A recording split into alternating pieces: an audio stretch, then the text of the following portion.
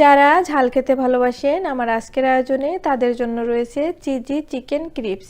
চিকেনের নানা সুস্বাদু মুখরোচক পদের মধ্যে অন্যতম। প্রতিদিনের নাস্তার আইটেমে নতুনত্ব আনতে আপনি চাইলে দারুণ সুস্বাদু এই নাস্তাটি তৈরি করে নিতে পারেন।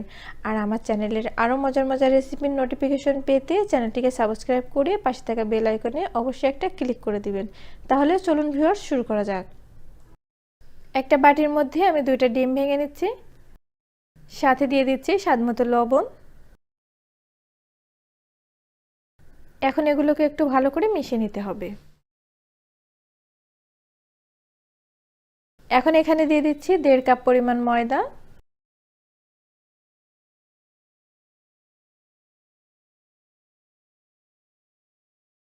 এখন এখানে গরুর দুধ দিয়ে দিচ্ছি। দুধটা টোটাল লাগবে 2.5 কাপের মতো, তো এটা অল্প অল্প করে দিতে হবে আর মেশাতে হবে।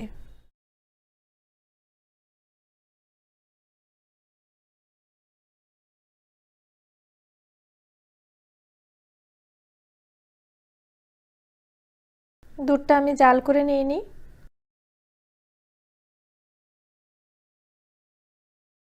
এই যে এভাবে করে অল্প অল্প করে দিতে হবে আর মেশাতে হবে।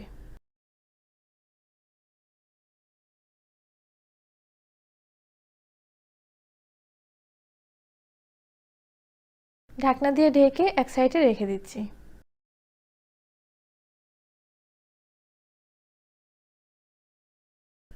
এখন চুলায় আমি একটা প্যান বসিয়ে দিচ্ছি আর এর মধ্যে দিয়ে দিচ্ছি 3 টেবিল চামচ পরিমাণ সরিষার তেল। এখন এখানে আমি কিছু সবজি দিয়ে দিচ্ছি। প্রথমে দিয়ে দিচ্ছি একটা বড় সাইজের পেঁয়াজ কুচি করে কাটা।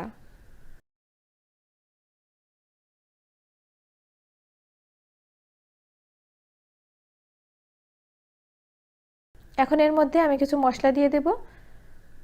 প্রথমে দিয়ে দিচ্ছি আদা রসুন বাটা 1 টেবিল চামচ, শুকনো মরিচ বাটা 1 টেবিল চামচ, জিরা বাটা 1 টেবিল চামচ, আর দিয়ে দিচ্ছি এলাচ বাটা, কয়েকটা লবঙ্গ, দারুচিনি। এখন এই সব কিছুকে একটু ভালো করে মিশিয়ে নিতে হবে।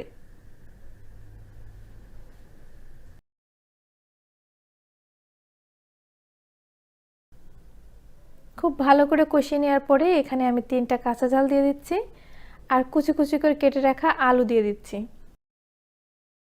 আর দিয়ে দিচ্ছি পেঁয়াজের কালি। খুব ভালো করে একটু কষিয়ে নিতে হবে। সবজিগুলো আপনারা আপনাদের পরিমাণ মতো বুঝে তারপরে দিবেন। এখন এখানে 250 গ্রাম দিয়ে দিচ্ছি টুকরো করে কেটে রাখা চিকেন। স্বাদ মতো লবণ দিয়ে দিচ্ছি, হলুদের গুঁড়া দিয়ে দিচ্ছি আর দিয়ে দিচ্ছি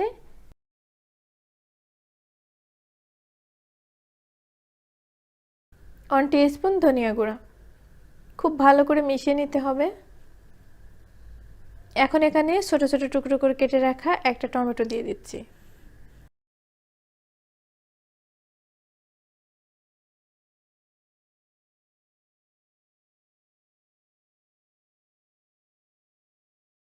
কষানো হয়ে গেলে এখানে আমি 1 কাপ পানি দিয়ে দিচ্ছি এগুলোকে সিদ্ধ হওয়ার জন্য। এখন চুলার আঁচটা মিডিয়ামের থেকে কম করে দিতে হবে, দিয়ে ঢাকনা দিয়ে ঢেকে আস্তে আস্তে সিদ্ধ করে নিতে হবে। মাঝে মাঝে একটু নেড়ে চেড়ে দিতে হবে। নামিয়ে নেওয়ার আগ দিয়ে আমি এখানে আরও কিছুটা ভেজে রাখা জিরার গুঁড়া দিয়ে দিয়েছি। এখন এইভাবে করে নেড়ে চেড়ে একেবারে শুকনো শুকনো করে নিতে হবে। নামিয়ে ঠান্ডা হওয়ার জন্য রেখে দিচ্ছি। এখন আমি এখানে যে ব্যাটারটা তৈরি করে রেখেছিলাম এর মধ্যে আমি 1 টেবিল চামচ পরিমাণ তেল দিয়ে দিয়েছি। এখন খুব ভালো করে মিশিয়ে নিচ্ছি। এখানে আমি একটা আঠা তৈরি করব, এর জন্য এখানে কিছুটা ময়দা নিয়েছি 1/3 কাপের মতো, আর এর সাথে কিছুটা পানি দিয়ে এরকম করে এক সাইডে রেখে দিচ্ছি। চুলায় আমি একটা ফ্রাই প্যান বসিয়ে দিয়েছি আর এখানে কিছুটা তেল দিয়ে এভাবে করে একটা টিস্যুর সাহায্যে মুছে দিচ্ছি। এখন আমরা যেভাবে পাটিসাপটা পিঠা তৈরি করি ঠিক ওইভাবে সেই ব্যাটারটা থেকে কিছু অংশ দিয়ে দিতে হবে আর খুব পাতলা করে রুটির মতো তৈরি করে নিতে হবে। একটা পার্ট হয়ে আসলে উল্টায় দিতে হবে।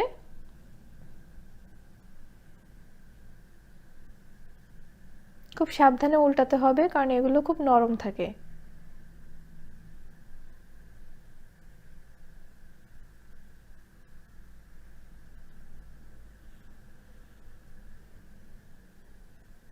এপিট ওপিট একটু ভালো করে সেঁকে নিতে হবে।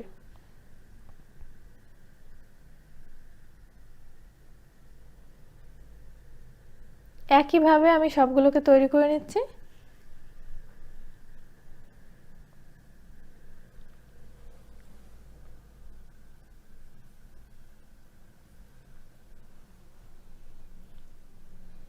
এই যে এগুলো ঠান্ডা হয়ে যাওয়ার পরে এগুলো এরকম নরম আর সফট হয়ে যাবে।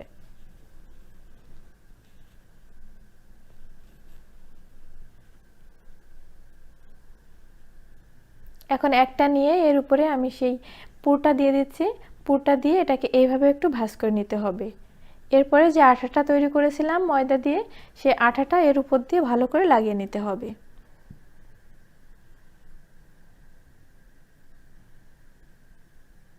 এরপর এটাকে এভাবে আরেকটা ভাঁজ দিয়ে দিতে হবে। তো চেপে চেপে এটাকে লাগিয়ে দিতে হবে।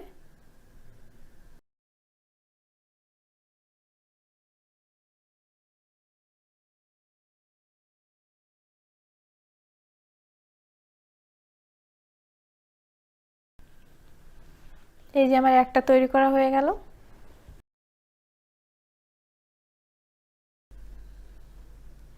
আপনারা যারা চিজ খেতে ভালোবাসেন তারা এর উপরে কিছুটা চিজ দিয়ে নিতে পারেন।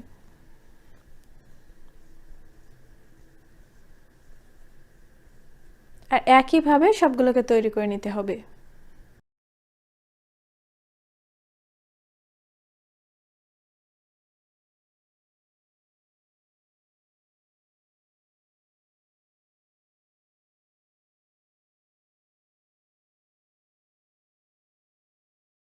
এখন ভাজার জন্য চুলায় আমি কিছুটা তেল বসিয়ে দিচ্ছি। এটাকে ডুবো তেলে ভাজা লাগবে না, এরকম অল্প তেলে ভাজলেই হবে। আর সাথে কিছুটা ঘি দিয়ে দিয়েছি। চুলার আঁচটা একেবারে কম করে দিতে হবে, আস্তে আস্তে এগুলোকে ভেজে নিতে হবে।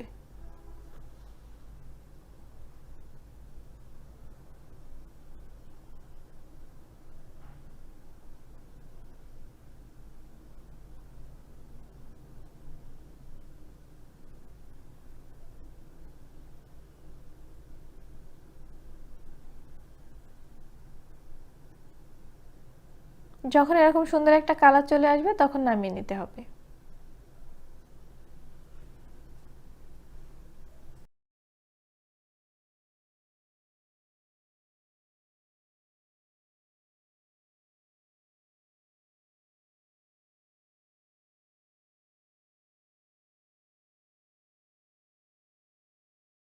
আমি আপনাদের একটা কেটে দেখাচ্ছি এর ভেতরটা কেমন হয়েছে। খুবই মজার একটা রেসিপি, আপনারা অবশ্যই বাসায় তৈরি করবেন।